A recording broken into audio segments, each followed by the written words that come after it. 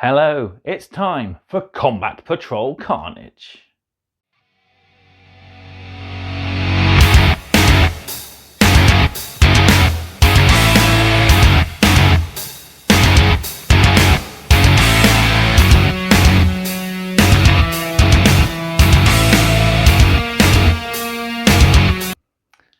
So, hello and welcome to the brand new series here at Mad Merlins. We're looking at the awesome new Combat Patrol partworks from Hachette. And we are even sponsored by, well, I'll tell you in just a sec. So, first off then, what have we got in this issue? Well, we've got a nice little bit of a beginner issue. So, for model-wise, we've got the Space Marine Captain, the Winged Tyranid Prime, and in this episode, we'll be building those. There's also some nice read articles, collect articles, and of course our first battle, which will be saved for part 3. So, first off, a quick word from our sponsor. Combat Patrol Carnage is proudly sponsored by warbay.shop, your one-stop place for wargaming needs. They buy and sell new and used armies, so that includes your pile of shame. They also sell painting supplies such as brushes, and even gaming aids such as tokens. If you're thinking of subscribing to Combat Patrol, Warbay have a fantastic deal on postage where you'll pay a flat £4 regardless of any amount of issues you order through them. They also have all the previous part works available to order. You can buy magazine only, or they do have the odd couple of issues complete and sealed. So head to warbay.shop to discover your brand new hobby project. There will be a link in the video description. With that said, let's head over to the table and we'll build our first models.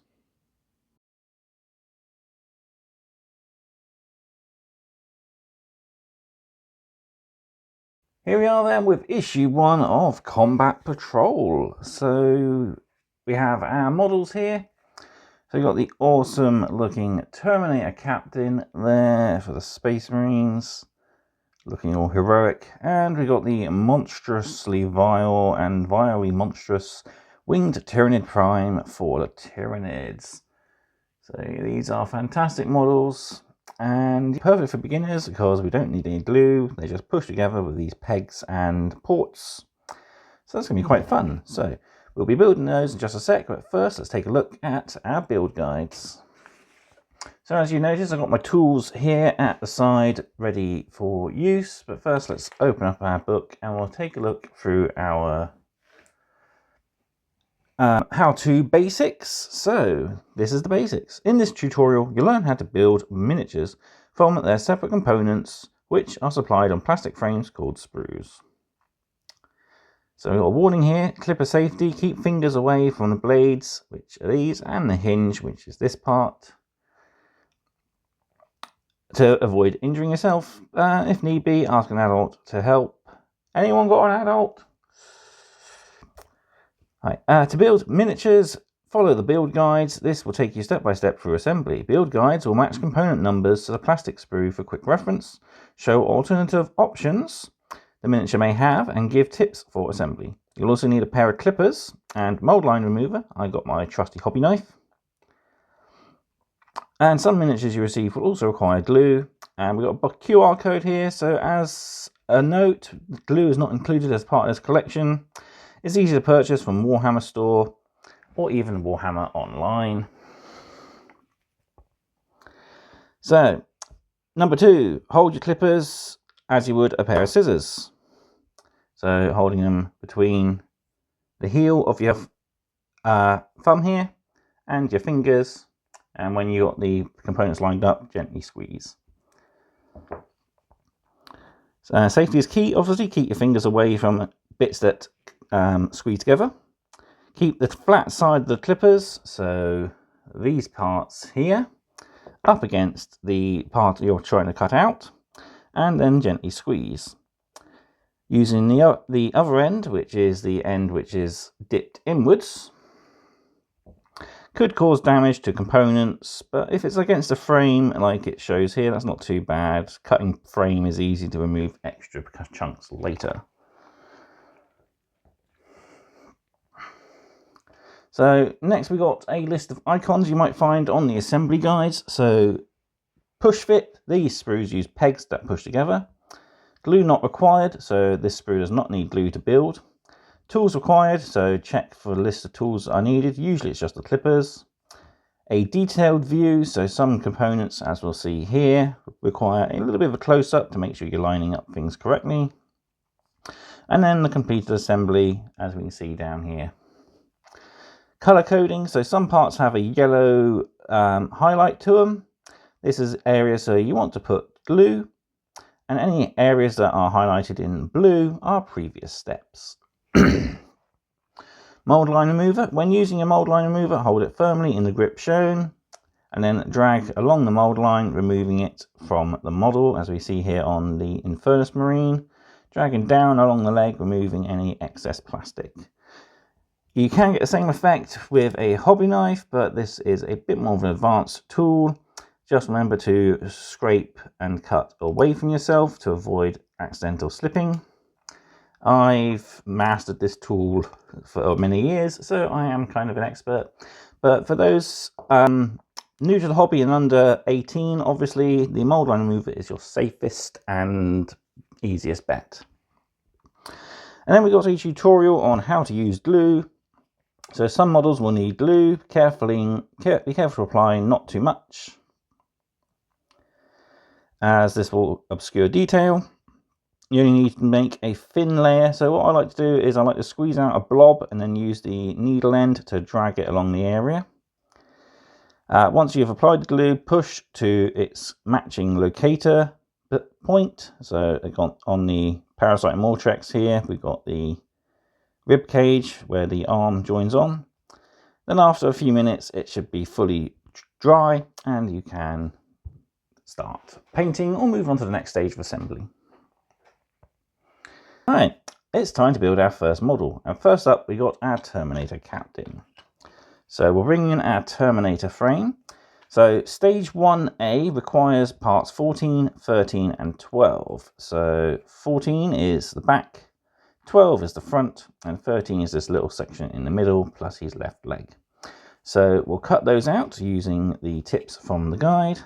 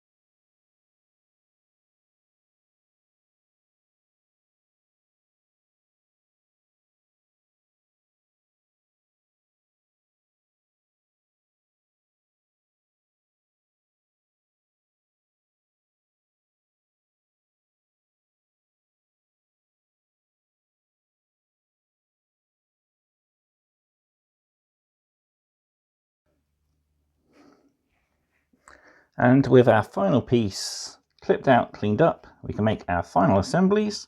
So push the base down onto the 2 holes there, like so. And then we'll push the 2 posts on the bottom of these feet into the corresponding holes on top of the base. Gently pushing down. And there we have our Terminator Captain all built. I think I'll leave him in the pushed together state for the moment. It seems a smart thing to do. So yeah, we'll leave him like that, and then we'll move on to the Winged Tyranid Prime. So for the Winged Tyranid Prime, we want to start by assembling his head, which is parts 3 and 4, plus his right torso, part 2, before we push it all into the main torso, part 1, and add part 5 to seal it all together. So we'll cut out all those components and make our assembly.